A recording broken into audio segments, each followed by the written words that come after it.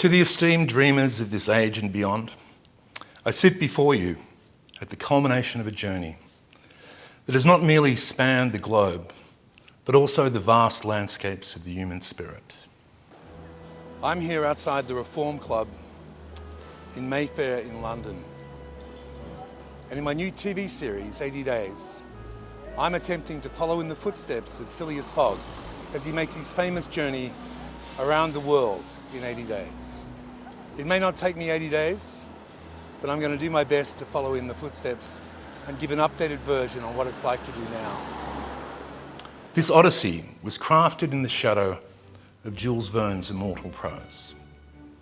But more than a nod to a literary genius, it's an homage to the insatiable human thirst for discovery, a thirst some poetically inclined have termed Wanderlust. Jules Verne, the maestro of imagination, once penned a tale that transcended the boundaries of his time, instilling dreams of circumnavigation in the hearts of many. It was 1872. Around the World in 80 Days is not merely a flight of fancy, but rather a testament to the indomitable spirit that dwells within all of us. Embodied by his protagonist, the iconic Phileas Fogg, a gentleman whose clockwork precision belied a heart capable of untold depths.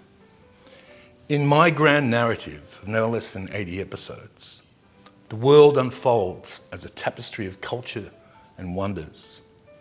We're reminded that the true wealth of life is not found in the jingle of coins or the accolades of society, but rather in the bonds we forge, the love that we kindle amidst the whirlwind of our pursuits.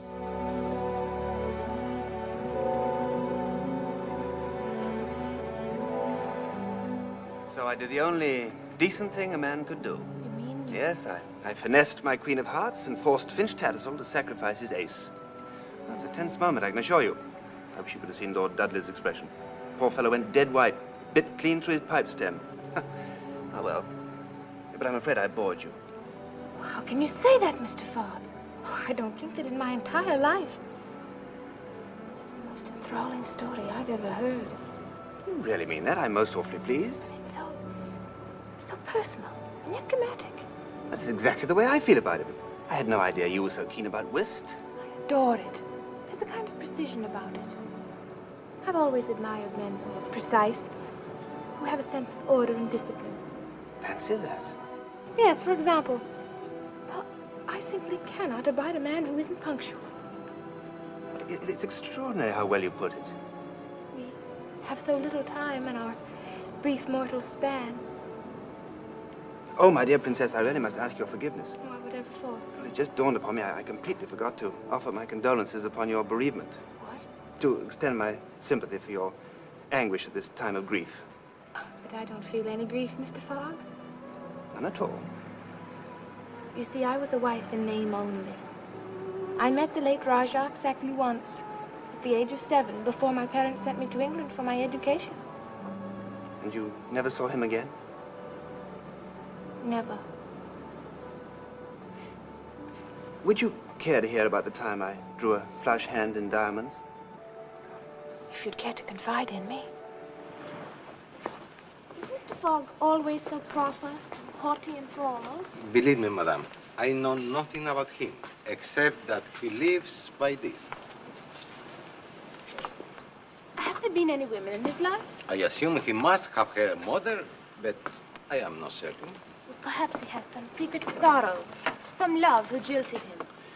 He has only one love, madame, cards, whist. He thinks of nothing but whist, morning, noon, and night.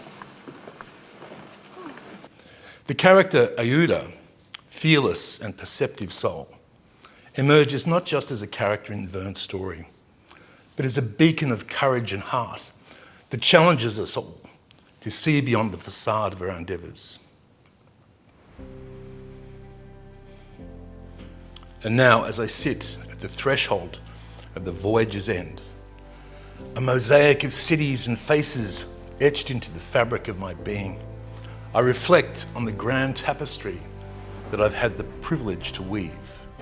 From the sun-kissed shores of my Sydney to the historical tapestry of London, traversing the rich landscapes of Europe, the timeless majesty of Egypt, the vibrant heartbeat through India, through the steaming jungles of Southeast Asia, ascending to the technological marvels of Japan, and spanning the vast oceans to the dreamscapes of the New World America.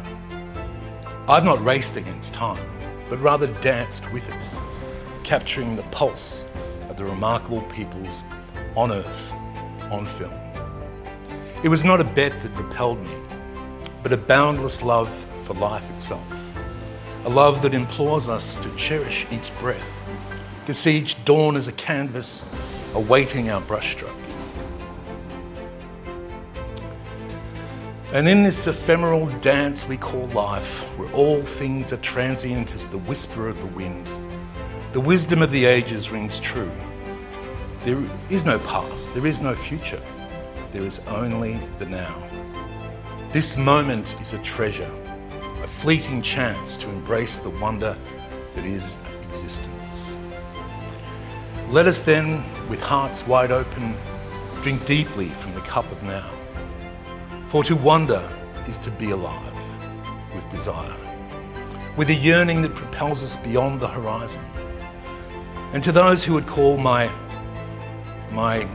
quest a folly, I say this: life's tapestry is woven with the threads of experiences, not the gold of coins. For travel is the grand tutor of life's lessons, unfurling the scrolls as the world before our eager eyes.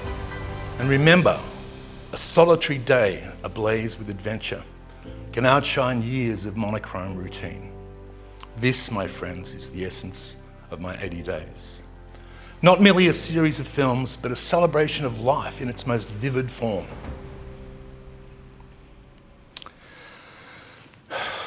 And as the curtains draw on this chapter, I invite you to carry on the spirit of this journey in your hearts. May your days be filled with the same wonder that has fueled this odyssey.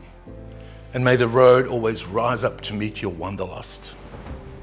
Until our paths cross again in this grand adventure of existence, I say farewell.